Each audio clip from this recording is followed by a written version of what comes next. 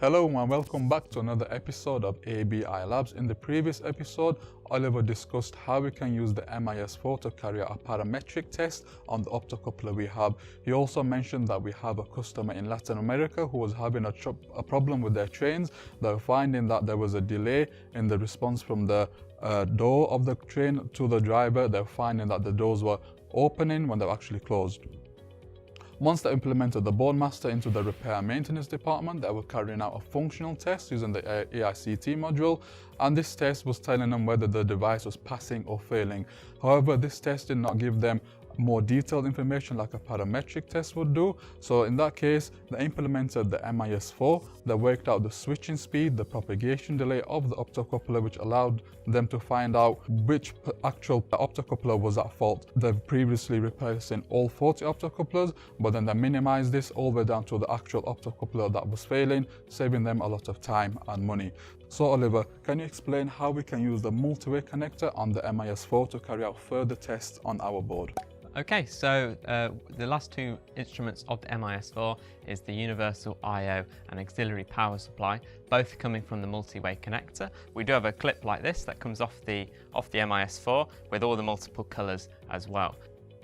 So the multi-way connector can use two instruments with the MIS4.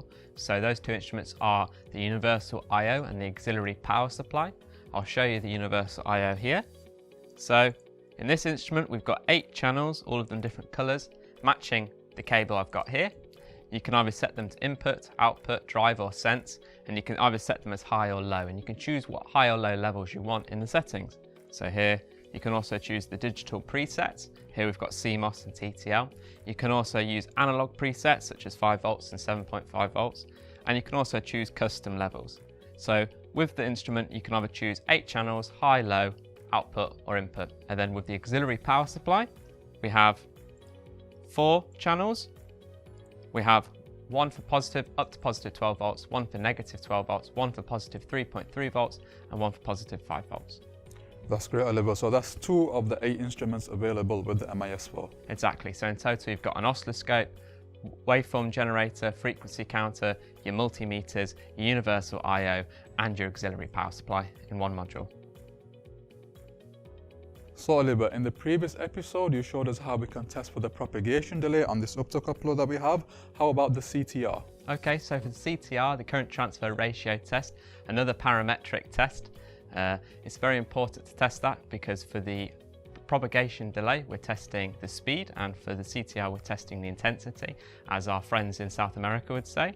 So for this test, we'll be using the universal I/O and auxiliary power supply to test the device to see how much the device is boosting the current on the other end. So I'll open up on the other step, and with some coding we'll show in later, you can actually grab the current ratio from the optocoupler. And it also goes to show that you don't also need another board to test against. You can test against other devices in the same IC. So here we've got 2 optocouplers in our dual optocoupler, and we can see that it's the current transfer ratio for these 2 devices are 281% and 289%. So that's really useful for predictive maintenance, because what we can do is we can test our component and see how our component is operating and whether it is degrading slowly. And this will allow us, by monitoring the propagation delay as well as the CTR, we can see whether our component is coming to the end of its life. And then obviously we can in time replace the component if necessary. So just to finish off with the optocoupler, Oliver has shown us how we can use the BoardMaster to do several different tests. So we began by checking for the propagation delay using the MIS4, and then we moved on to do a current transfer ratio test. Now what Oliver is going to show is how we can use the AICT, yet again, which you can see in the previous episode, to carry out a functional test on our optocoupler. Exactly, so using more of an automatic test, we'll now test the functionality of the optocoupler using the AICT module, which is as simple as opening up the analog IC tester in the AICT module, searching for our device, which is a TLP621, and there it is. This is the one we want, and it gives us a handy readout about the device, a dual coupled NPN phototransistor. And it gives us that DIL package. That's our IC there. Just need to hook onto the IC, as simple as that, and run the test. tells us this is a power off test, okay. Automatic clip positioning's been turned off, and it will give us a pass or a fail depending on the functionality of the device. There we go, got a pass, and it's done as we did before, the CRT ratio, and check that the device functions as it should. Thank you, Oliver. So stay tuned for next week's episode, in which we will be looking at the remaining instruments available with the MIS4, so your voltmeter, ammeter, ohm meter, and frequency counter.